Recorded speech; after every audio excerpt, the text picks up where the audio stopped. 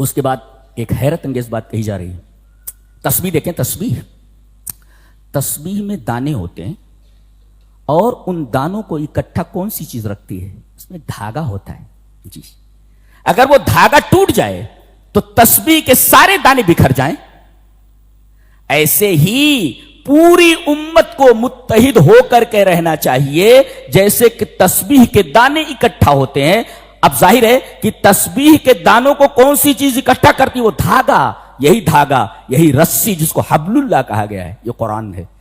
قرآن ایک دھاگا ہے, ایک رسی ہے, ایک دھاگا ہے, اور پوری امت اس میں دانوں کی طرح ہے. اگر یہ دھاگا ٹوٹ جائے, دھاگے سے الگ ہو جائے تو یہ پورے کے پورے دانے بکھر جائیں. تو تم سب دانے ہو, لہذا اگر تمہیں ایک ساتھ رہنا ہے جس کے اوپر تسبیح کا اطلاق ہو سکے تو تمہیں چاہیے کہ قرآن حکیم سے جڑ جاؤ مضبوطی کے ساتھ. وَاعْتَصِمُوا بِحَبْلِ اللَّهِ جَمِيعًا. اور اس کے بعد کہا گیا فرقہ بندیوں میں مت مبتلا ہو. فرقہ بندیوں نے بہت تکلیف پہنچائی ہے. اسپین جسے طارق ابن زیاد نے فتح کیا تھا, جی, اسلام کا ایک جیالا نوجوان اسپین فتح کرتا ہے اور 800 سال تک مسلمانوں کی حکومت اسپین میں رہتی ہے. اور مسلمانوں کے آپسی اختلاف نے اس حد تک پہنچا دیا مسلمانوں کو, اتنے کمزور ہو گئے کہ عیسائیوں نے اسپین کے اوپر قبضہ کر لیا.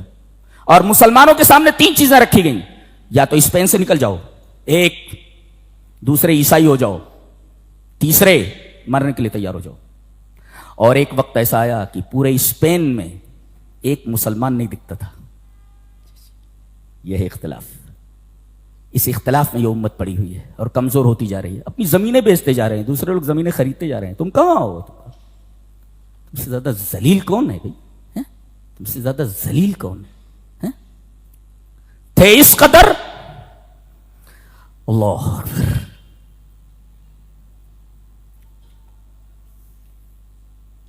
بغداد مستعصم باللہ خلیفہ ہے. شیعہ اور سنی اختلاف نے ایک شیعہ کو اس بات پر تیار کیا کہ اس نے ہلاکو کو بغداد پر حملہ کرنے کی دعوت دے دی. حملہ کیا. عورتوں کو, بچوں کو. مورخ تاریخ لکھتے ہوئے روتا ہے, قلم کانپ جاتا ہے.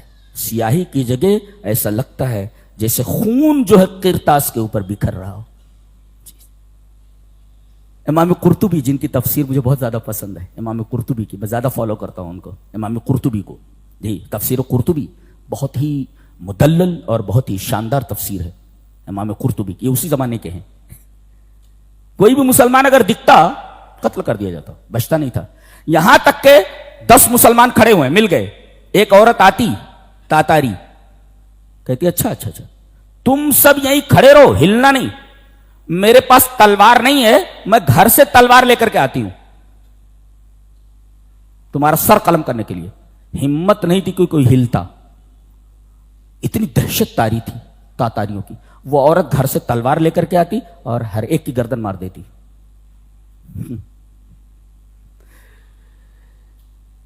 اللہ اکبر. کہتے ہیں امام قرطبی کہ میں اسی دور کا ہوں. جی, کہتے ہیں کہ مجھے 2 تاتاریوں نے دیکھ لیا. مجھے 2 تاتاریوں نے دیکھ لیا اور دونوں کے ہاتھوں میں تلواریں تھیں.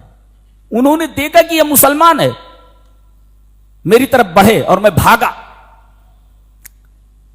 بھاگتے بھاگتے میں پیچھے مڑ کر دیکھتا جاتا تھا کہ مجھے مارنے والے یہ تاتاری پیچھے آ رہے ہیں کہ نہیں.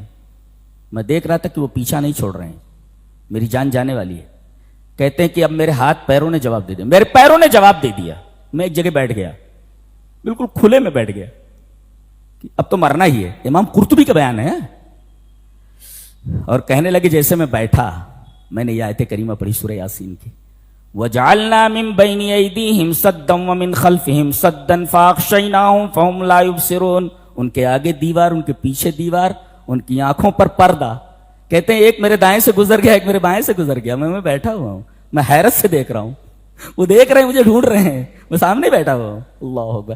قرآن حکیم یہ آپ کو مصیبتوں سے بچانے والی بھی کتاب ہے، یہ اس سے جڑ جاؤ۔ اگر تمہیں خوش رہنا ہے اور مصیبتوں سے بچنا ہے تو قرآن حکیم سے جڑ جاؤ، اس لیے کہ یہ واحد کتاب ہے کہ اللہ نے اسی کی حفاظت کی ذمہ داری، پورے قرآن میں کہیں اللہ نے مسلمانوں کی حفاظت کی ذمہ داری نہیں لی، بلکہ قرآن کی حفاظت کی ذمہ داری لی ہے۔ اِنَّا نَحْنُ نَزَّلْنَا الذِّكْرَ وَإِنَّا لَهُ لَحَافِظُونَ، ہم نے ذکر کو نازل کیا ہے اور ہم ہی اس کی حفاظت کرنے والے۔ تو اللہ نے قرآن حکیم کی حفاظت کا ذمہ لیا ہے۔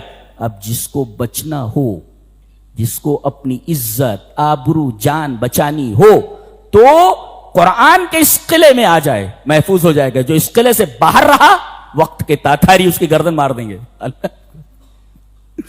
وقت کے تاتاری آپ کی گردن مار دیں گے۔ یہ امام قرطبی کا بیان ہے، بہت بڑا مفسر ہے، میں فالو کرتا ہوں ان کو، پڑھتا ہوں، بہت بہترین تفسیر ہے عربی میں۔